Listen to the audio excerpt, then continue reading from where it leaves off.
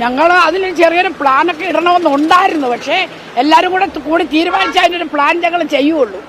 ആശാപ്രവർത്തകർ സമരത്തിന്റെ രീതി അടിമുടി മാറ്റാനൊരുങ്ങി മുന്നോട്ട്. ഫെബ്രുവരി 10-നാണ് സെക്രട്ടേറിയറ്റിന് മുന്നിൽ വിവിധ ആവശ്യങ്ങൾ ഉന്നയിച്ചുകൊണ്ട് ആശാപ്രവർത്തകരുടെ ഒരു ചെറിയ വിഭാഗം സമരം ആരംഭിച്ചത്.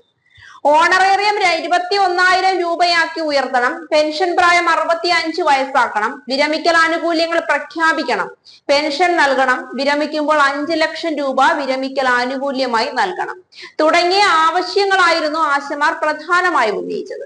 അതിൽ സർക്കാരിന് അംഗീകരിക്കാൻ കഴിയുന്നതൊക്കെ സർക്കാർ അംഗീകരിച്ചു തരികയും ബാക്കിയുള്ളത് കേന്ദ്രമാണ് തരേണ്ടത് എന്ന പ്രഖ്യാപനം നടത്തുകയും ചെയ്തു. എന്നാൽ ആശമാർ ഇതുകൊണ്ടൊന്നും സമരം അവസാനിപ്പിക്കാൻ തയ്യാറാകാത്ത പശ്ചാത്തലത്തിൽ 5 പ്രാവശ്യം ആശമാരുമായി സംസ്ഥാനം ചർച്ച നടത്തുകയും 2 പ്രാവശ്യം ഇതേ ആവശ്യങ്ങൾ ഉന്നയിച്ചുകൊണ്ട് സംസ്ഥാന സർക്കാർ കേന്ദ്ര സർക്കാരിനെ സമീപിക്കുകയും ചെയ്തു. എന്നാൽ സംസ്ഥാനത്തിന്റെ ആവശ്യങ്ങളോടൊക്കെ കേന്ദ്രം കൈമലർത്തുകയാണ് ചെയ്തത്. സംസ്ഥാനത്തിന്റെ നിലവിലെ സാമ്പത്തിക സ്ഥിതി ആശമാരോട് പറഞ്ഞെങ്കിലും മറ്റു ആനുകൂല്യങ്ങളൊക്കെ അനുവദിച്ചു തരാൻ തയ്യാറായിട്ടും ബാക്കി പഠിക്കാൻ ഒരു സമിതിയെ നിയോഗിച്ചിട്ടും ആശമാർ സമരം അവസാനിപ്പിച്ച് വീട്ടിൽ പോകാത്ത പശ്ചാത്തലത്തിലാണ് സമരത്തിന്റെ ശരിയായ ആവശ്യം എന്താണ് എന്ന തരത്തിൽ പൊതുസമൂഹം ചിന്തിച്ചു തുടങ്ങിയത്.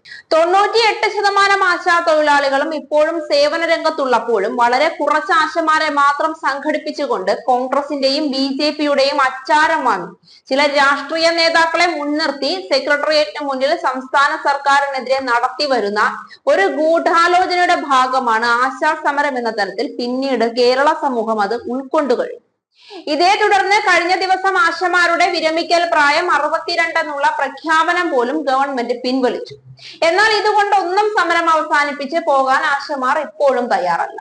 ഈ ഉയർത്തെഴുന്നേൽപ്പ് ദിനത്തിലും സെക്രട്ടേറിയറ്റിന് മുന്നിൽ പിണറായി വിജയൻ നിർബന്ധപൂർവം പട്ടിണിക്കിരുത്തുന്നു എന്ന വാദങ്ങൾ ഉന്നയിച്ചുകൊണ്ട് നാളെ 70 ദിവസം പിന്നിടുമ്പോൾ ആശാ സമരം ശക്തമായ നടപടികൾ കൈക്കൊള്ളുമെന്നാണ് അറിയിച്ചിരിക്കുന്നത്.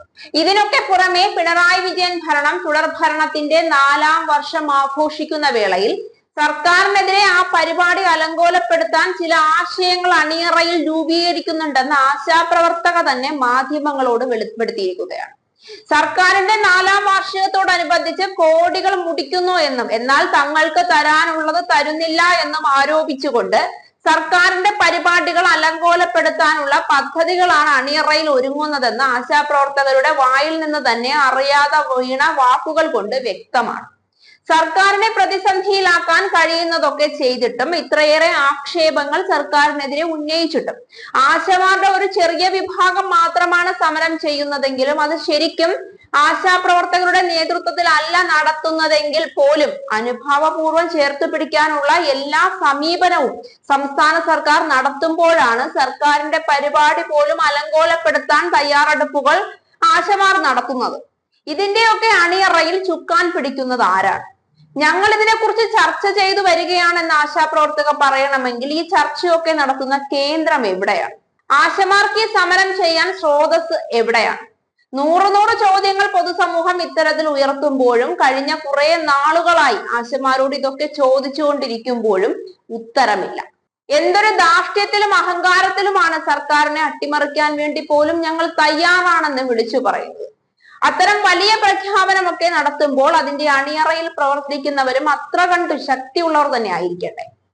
ആരെയും കാണാതെ ഇത്രയും ധൈര്യമായി നിന്ന് സംസാരിക്കാനുള്ള ചങ്കൂറ്റമുണ്ടാകാൻ വഴിയില്ല. വീണ്ടും ഞങ്ങൾ മറ്റു പാർട്ടിക്കാരുടെ കൂലിപ്പണിക്കാരാണെന്നത് തെളിവ് സഹിതം ആശമാർ തന്നെ സമൂഹത്തിന് ബോധ്യപ്പെടുത്തി കൊടുക്കുകയാണ് ഇതുവഴി ചെയ്യുന്നത്.